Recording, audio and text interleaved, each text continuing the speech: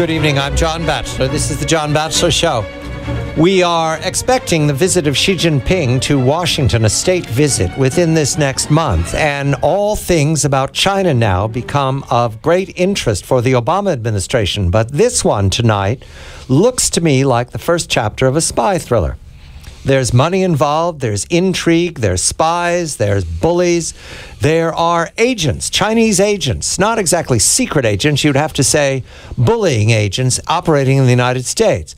And that does not, at this point, please the Obama administration. To untangle this, I welcome my colleague and co-host, Gordon Chang of Forbes.com. Gordon, a very good evening to you. Chinese agents in America. Now, this is the sort of thing 50 years ago that would have alarm bells in several parts of the government. Is that happening right now? Well, actually, right now, there is alarm. There have been Ministry of Public Security agents who have entered the United States on trade and investment visas, maybe tourist visas, without informing the Justice Department. And these agents have been intimidating Chinese citizens on American soil, trying to get them to go back to China.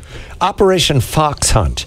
Now, is that a term that comes from Beijing? They have sort of sense of humor about this? Yes, and they've also got a related Operation Skynet. And if you've watched a Terminator movie, you know how ominous that term is.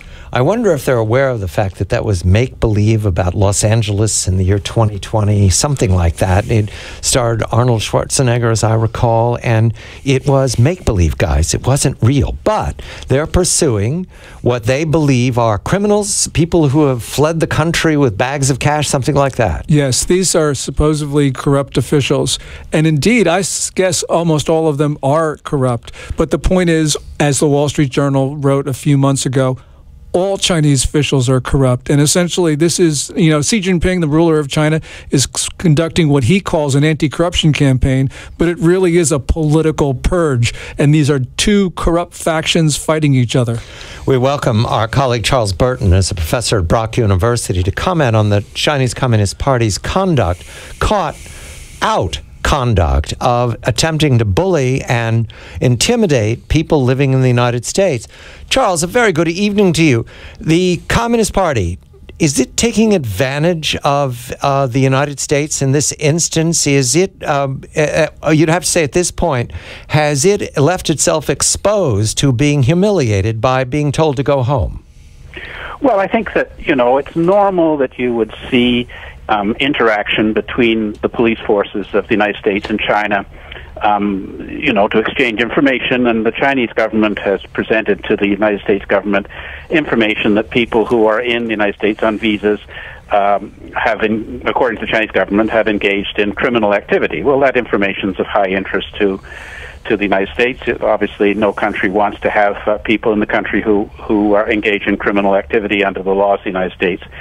And so, the United States police has welcomed the Chinese police to come and engage in investigations and provide the evidence. What's happened is that the Chinese have not provided very much information to the Americans aside about the nature of the crimes that these people have committed. And so the Americans have said, well, if you're not going to give us more information, we're not going to allow you to cooperate. So what the Chinese police have done is attached Chinese police officers to a Chinese state trade delegation. So the trade delegations have knowingly put people into their applications for U.S. entry visas that they know are not part of their firm, but are in fact police who then go to the Chinese official in question and intimidate them by threatening their family inside China that they will lose work or will be convicted for some trumped-up charge or something like that. And apparently, according to the Chinese New China News Agency, it's been quite successful, and that they have got 930 people, Chinese officials, who fled abroad with their wealth to return to China. But what's happened as a result of this being exposed is that the Americans have told the Chinese police that even the police who have come at our invitation legally to collaborate with American law enforcement in investigating allegations of criminal activity on the part of Chinese people temporarily in the United States, they are being told to go home because, you've just crossed over the line by sending your police officers in under false pretenses. Yeah, this is important because in April, the Department of Homeland Security, the Secretary, Jay Johnson, actually went to Beijing and talked to his Chinese counterpart, the Minister for Public Security. Apparently, there was some informal discussions about the United States helping the Chinese repatriate these Chinese officials who were on American soil. And indeed, as we saw in Los Angeles, federal prosecutors have been helping the Chinese turf out these fugitives. But the point is that there was obviously something that changed since April, and we now have the Obama administration not cooperating with the Chinese. This comes on the eve of the summit with Xi Jinping, as John just mentioned. And so, Charles, I think that there probably has been some sort of rupture between the United States and China on this and perhaps other issues as well. What are your thoughts? Oh, I think definitely that's the case. And I think certainly, I'm sure that the United States, when they became aware that there were police officers entering the country on false pretenses, pretending to be part of trade delegations, and then going and intimidating people of Chinese origin in the United States, that they would have told them that this is unacceptable and that they should stop it. And in fact, the Chinese government has continued to engage in this behavior, and I think that now the United States has decided that they will sanction the Chinese authorities by not allowing collaboration between the police forces, of a regular nature. So the case is that the Chinese are prepared to provide information to the U.S. government about seeking to repatriate their citizens have stopped as well. And that will cause tension because, this Operation Fox Hunt is clearly a major initiative of the government of China. It's very popular inside China. Chinese people love to see people who fled abroad come back and be humiliated on the television confessing their crimes, which may or may not be true.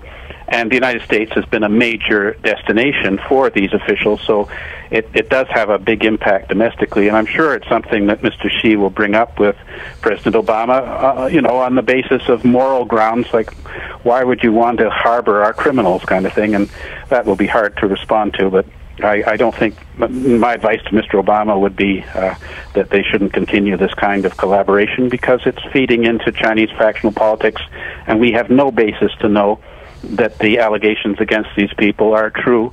And that's why the United States and China does not have an extradition treaty, because the rules of evidence are different, and due process of law just doesn't exist in China. Yeah, and certainly a number of these officials who were repatriated to China by the United States and others actually go into the Communist Party's basically Track 2 judicial system, judicial system of the Central Commission for Discipline Inspection. It's not a state organization, it's a party organization, and the CCDI's Track 2 judicial mechanism is known for torture. Where people are tortured, and only after they have been mentally and physically broken, then they are turned over to state prosecutors. This is horrific, and no Western democracy or any democracy should be willing to repatriate officials to certain torture in China. Well, I think that, the United States stance on this has been better than most countries. Certainly Canada, Australia, and any number of smaller nations have, in fact, been collaborating with the Chinese authorities and sending people back. And that's why they've got this 930 number of suspects who've been repatriated. And I think that what you're saying, Gordon, is quite right. 930 suspects have been sent back, and 930 of them, I would imagine, have been subject to terrible torture and incarceration. Charles, this rebuke, is it going to be taken hard in Beijing? Does this humiliate Xi Jinping? Face matters. I'm quite concerned about this meeting between Mr. Xi and Mr. Obama. I think that there's a sort of emotional aspect to it, where the Chinese government expects the United States to simply respect the Chinese government's wishes and do what they want on the basis of a sort of equal exchange. Not that the Chinese are offering anything to the United States for any equality on that side. And I think when Mr. Obama refuses to cooperate in this venture, Mr. Xi will get quite unhappy, and it could have consequences for other aspects of the relationship. Operation Fox Hunt and Operation Skynet, right? Skynet. Right now, to our information, they're shut down. That's what Xinhua has said, and I actually believe them in this regard. We look forward to Chapter 2 of the thriller. Charles Burton of Brock University, Gordon Chang, Forbes.com contributor. I'm John Batchelor.